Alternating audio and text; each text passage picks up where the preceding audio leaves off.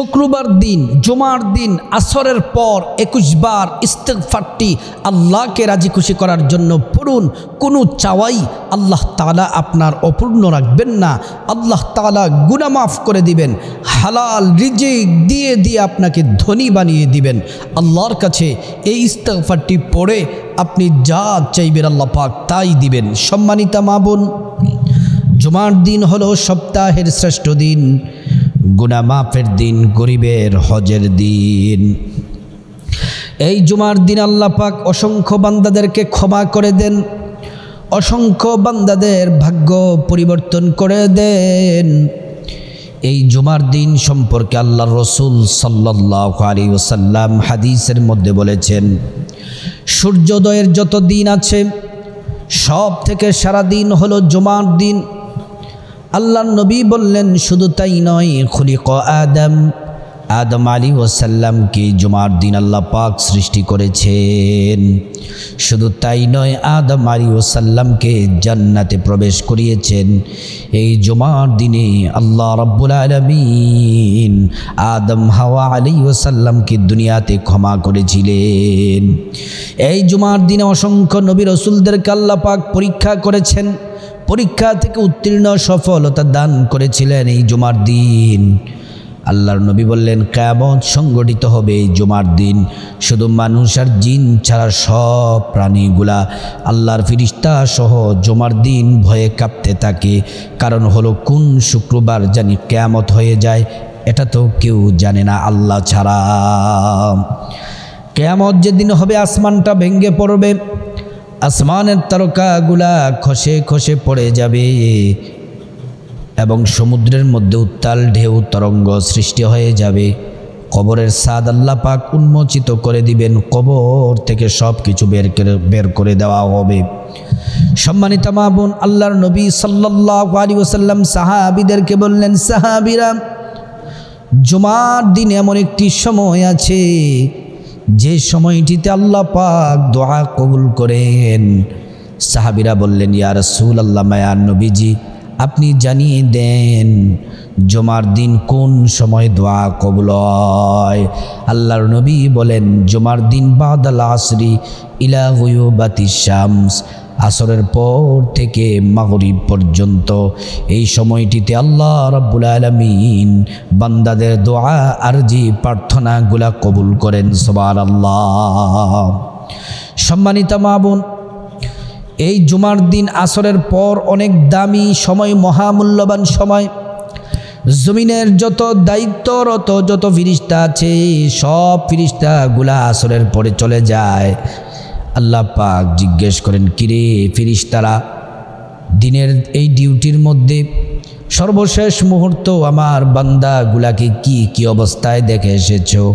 ফেরেশতারা বলে, আপনার ইমানদার নারী পুরুষগুলা তারা কেউ নামাজে আছে, কোরআন তেলাওয়াতে আছে, জিকিরে আছে, তাসবিহ তাহলিল পাঠ করে। আল্লাহ পাক বলেন, ফেরেশতারা সাক্ষী থাকো, তোমাদেরকে সাক্ষী রেখে আমি আল্লাহ বললাম আমার বান্দাদের জীবনের সব গুনাহগুলা মাফ করে দিলাম। সুবহানাল্লাহ। এজন্য সম্মানিত মা বোন, জুমার দিন আসরের পরে ইস্তিগফারটি 21 বার পড়বেন। আসরের নামাজ অবশ্যই প্রথমে পড়া লাগবে, তারপরে আমলটি করতে হবে। শুধু আসরের নামাজ নয়, 5 ওয়াক্ত নামাজ সময় মতো পড়ার জন্য আল্লাহ পাক কোরআনে নির্দেশনা দিয়েছেন।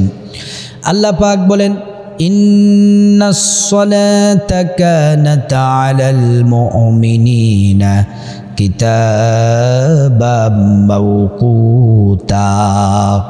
আল্লাহ পাক বলেন, নির্দিষ্ট সময়ে তোমরা সালাত আদায় করো, নির্দিষ্ট সময়ে তোমরা নামাজ পড়ো। সম্মানিত মা বোন, নামাজ হলো এমন একটি ইবাদত।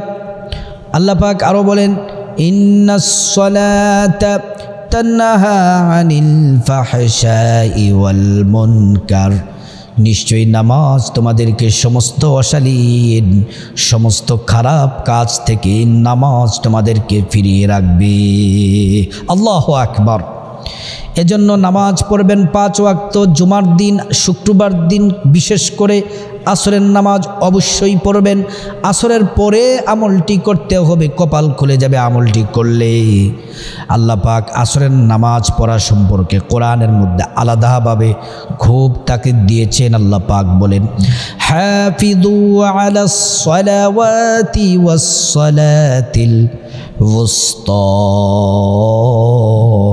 ওয়া কুমু লিল্লাহি কানিতিন।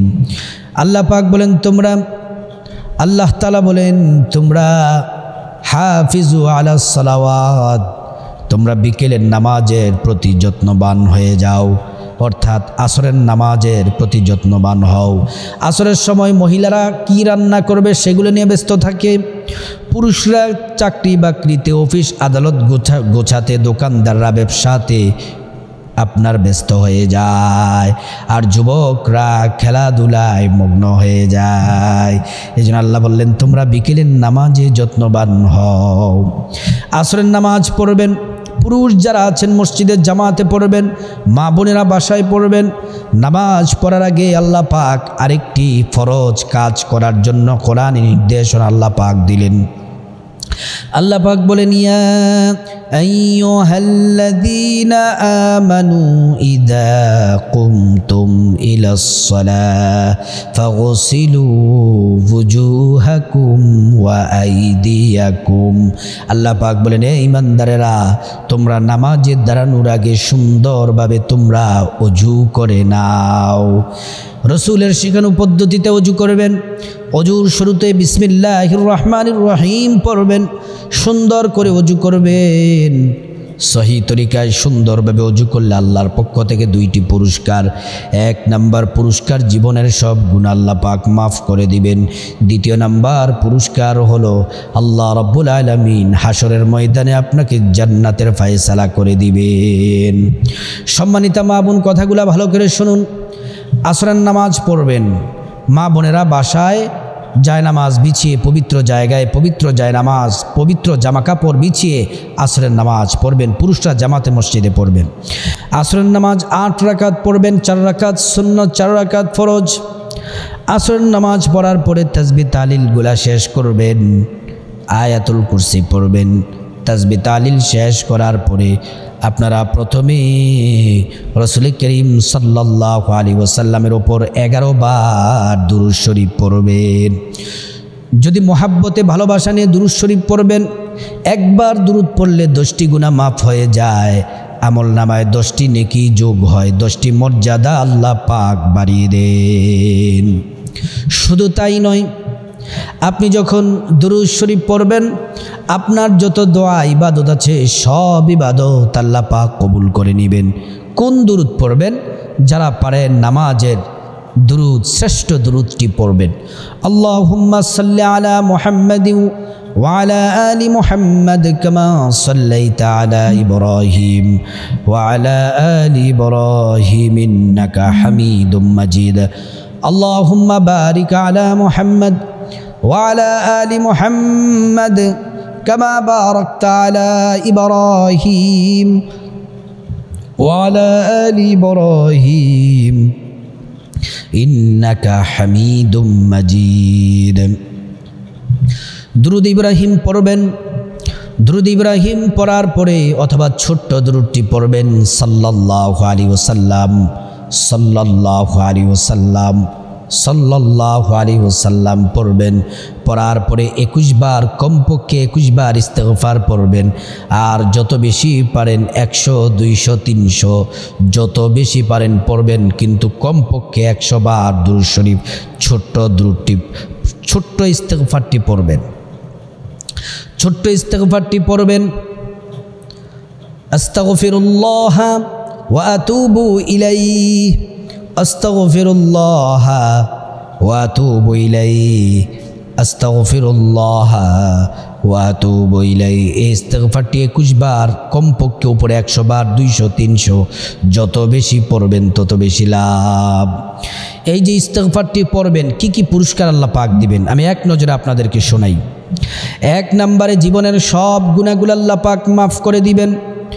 2 নম্বরে আল্লাহ পাক বিপদ, বালা, মুসিবত আল্লাহ তাআলা দূর করে দিবেন।